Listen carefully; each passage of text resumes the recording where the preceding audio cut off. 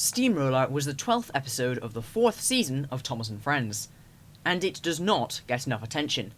I've never met someone who's hated this episode, but most people prefer Trucks or the Duke stories from that season. Don't get me wrong, I love those stories too, but Steamroller is a very clever story in ways that those other ones aren't. Why? Because it takes two antagonists, lets them loose, and sees what happens.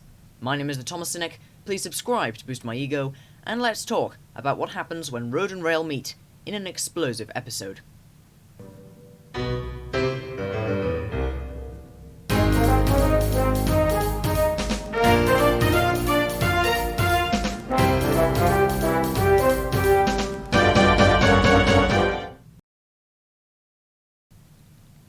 Steamroller is a really funny episode.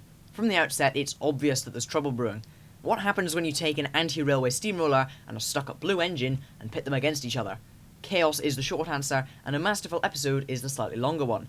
Today, I'm going to break down 3 things that make this episode work, and the first is the opening.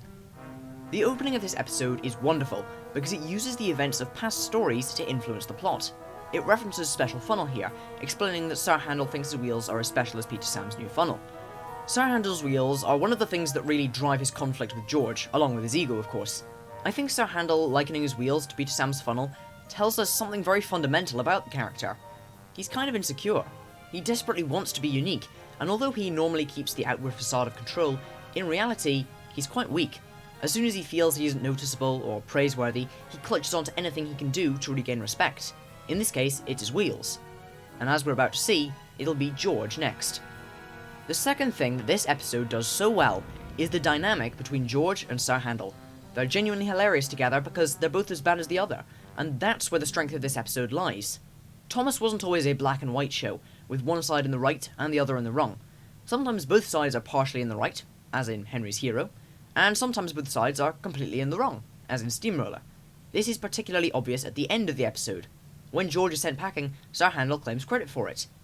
Instead of it being a triumphant moment that's seen as a victory for the railways, the story makes a point of showing just how stupid Sir Handel is for believing this. Up until this point in the season, Sir Handel has been built up as a snobbish, self-righteous fool who wants his own way no matter what. He's bad-tempered and grumpy, but so far, we've never really seen him interact with a character that's the same.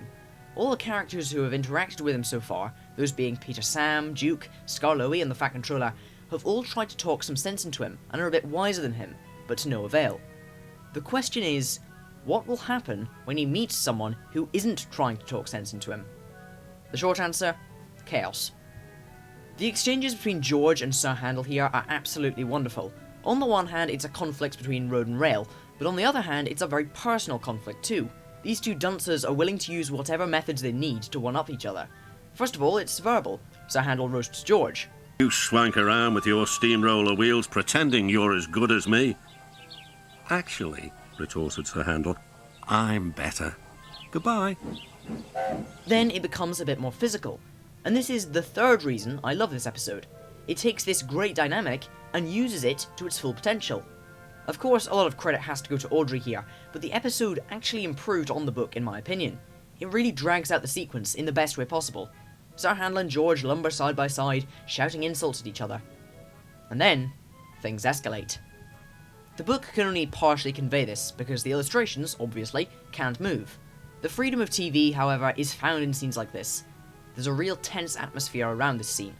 Well, maybe tense isn't quite the right word to use, it isn't super action heavy, but there's a sense right from the start that something is going to happen. The crash itself is a cool one, and I also like the detail of the crews arguing whose fault it was until a policeman comes along. It's a bit more serious in the original story, but even here it was a good way of showing that these kind of petty conflicts aren't just limited to engines and steamrollers. Humans are very much flawed too. It enhances the subtle moral of this episode, that if you're arrogant and rude to everyone you meet, then although you might feel in control, there'll come a day when someone even worse than you takes charge, and you'll get your comeuppance that way. Basically, don't be a jerk. Skarloey understood this, and it's why he's the driving force behind basically everything that happens in the episode. I think Skarloey knew something Sir Handel didn't. He knew that Sir Handel would meet his match in George, and he knew that Sir Handel had never really met his match before. So, being the wise old engineers, he pushed them together. It made Sir Handel shut up about his wheels, and it made George go away, and it gave us a fantastic episode. Skarloey is just as much a part of this story as our antagonists are, and it really shows how wise he is, killing two birds with one stone. That's some neat characterization that wasn't stated but implied. So, Steamroller is a great episode for many reasons, and that's why I feel it deserved a cynical spotlight. It has a great opening, which shows us where Sir Handel's priorities lie, in recognition, uniqueness, and freedom.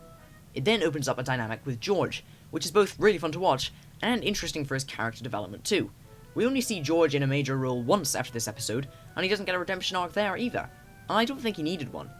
Unlike Bulgy, who I think benefited from a return, George turned up as a problem, and then left as one too.